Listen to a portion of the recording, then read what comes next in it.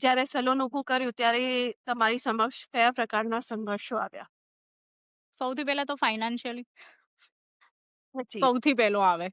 હા. કેમ કે હું બિલીવ કરું છું ઇન્ડિપેન્ડન્સની.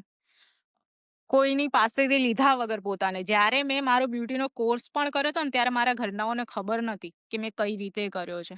જ્યારે સર્ટિફિકેટો ને આ બધું આવ્યું, ત્યારે બધાને ખબર પડી કે આણે કંઈક કર્યું છે. કેમ કે હું મારા બ્યુટીની જર્ની કહું છું હવે તમને.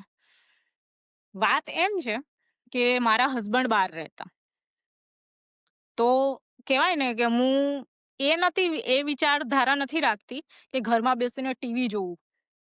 મારી બેબીની સ્કૂલ છે 12 થી 5 ની. તો ચાહતી તો હું આરામથી ખાઈ પીને આરામથી કહેવાય ને 4 કલાક સૂઈને પણ કાઢી શકતી હતી. પણ મને શીખવાનો કીડો પહેલેથી જ છે. એવું કહી શકાય.